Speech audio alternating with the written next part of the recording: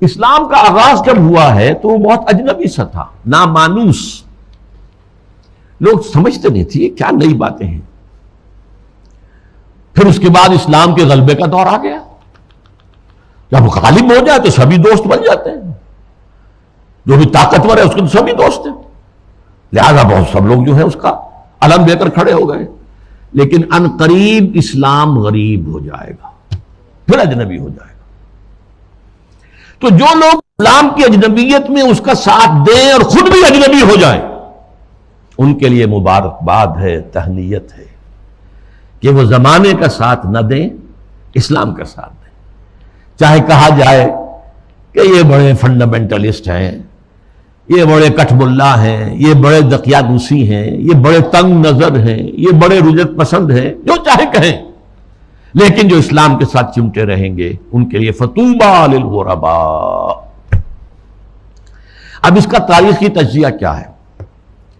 دیکھیے، اسلام پر اجنبیت کا پہلا پردہ یا پہلا سایہ تو پڑ گیا خلافت راشدہ کے فوراً بعد۔ حکومت و ریاست کے میدان میں امرہم شورا بینہم کے بعد ختم ہوئی اور ملوکیت، شہنشاہیت کا آغاز ہو گیا۔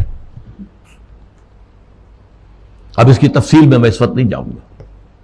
بنو امیہ، بنو عباس، پھر اس کے بعد جو بادشاہتیں بنی، مغلوں کی حکومت، صفویوں کی حکومت، ترکوں کی حکومتیں، یہ تھی، یہ وہاں پر وہ خلافت کی بنیادی بات یہ نہیں تھی کہ چنو اپنے میں سے بہترین کو اور پھر اس کا حوالے کرو۔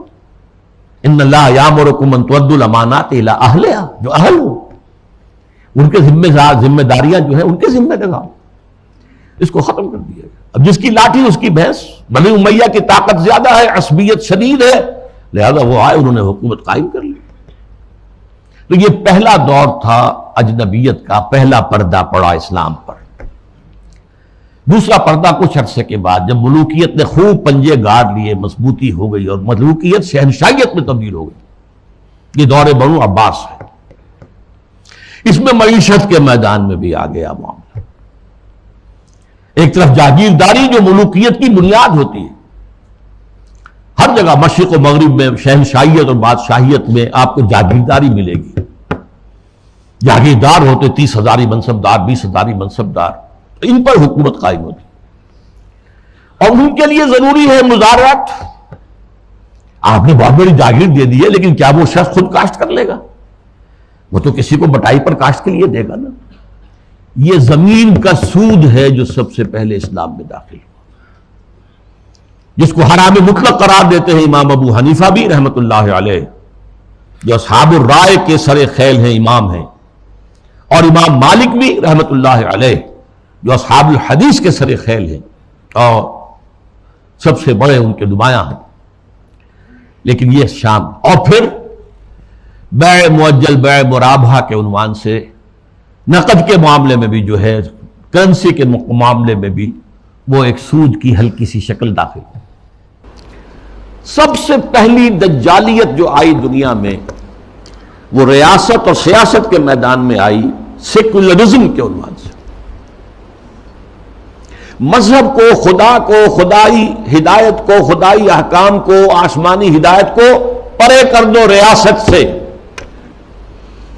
ریاست، قانون، یہ انسانوں کا کام ہے بنانا۔ ہیومن سوورنٹی، پاپولر سوورنٹی، عوام خود حاکم ہیں، وہ اپنے نمائندوں کے ذریعے سے جو چاہیں گے قانون بنائیں گے۔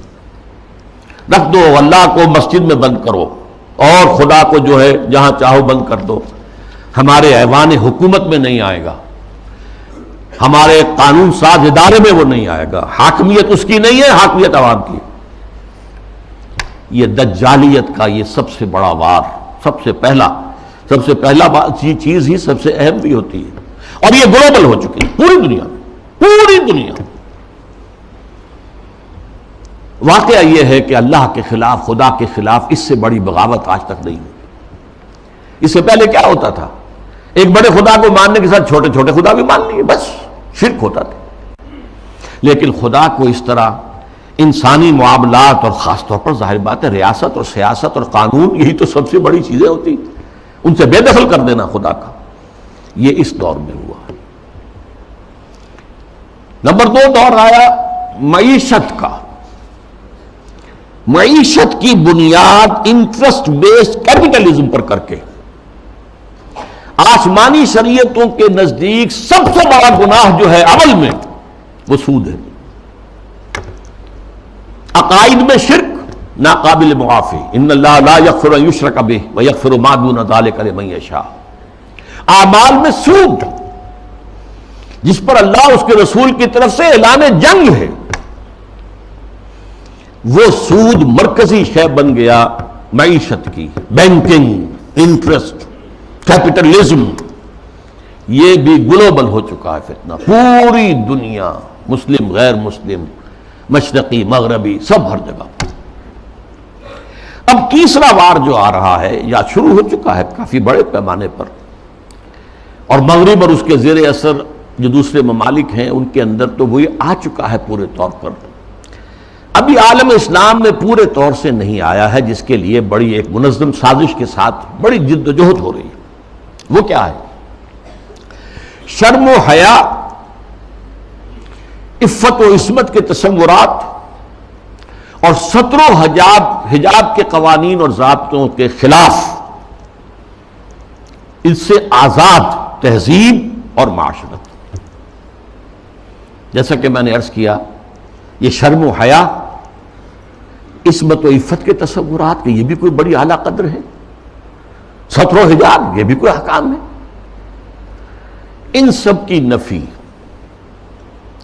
اسلامی تہذیب کو اس وقت سب سے بڑا چیلنج اس سے ہے، اس لیے کہ یہ اسلامی تہذیب کا بنیادی نقطہ ہے، اہم ترین ہے۔ دیکھیے نبی اکرم صلی اللہ علیہ وسلم نے فرمایا تھا، وہ حدیث میں نے شروع میں آپ کو سنائی ہے، بدأ الاسلام غریبا وسیعود کما بدا۔ اسلام کا آغاز جب ہوا ہے تو وہ بہت اجنبی سا تھا، نامانوس، لوگ سمجھتے نہیں تھے یہ کیا نئی باتیں ہیں۔ پھر اس کے بعد اسلام کے غلبے کا دور آ گیا، جب غالب ہو جائے تو سبھی دوست بن جاتے ہیں، جو بھی طاقتور ہے اس کے تو سبھی دوست ہیں، لہذا بہت سب لوگ جو ہے اس کا علم لے کر کھڑے ہو گئے۔ لیکن ان قریب اسلام غریب ہو جائے گا، پھر اجنبی ہو جائے گا۔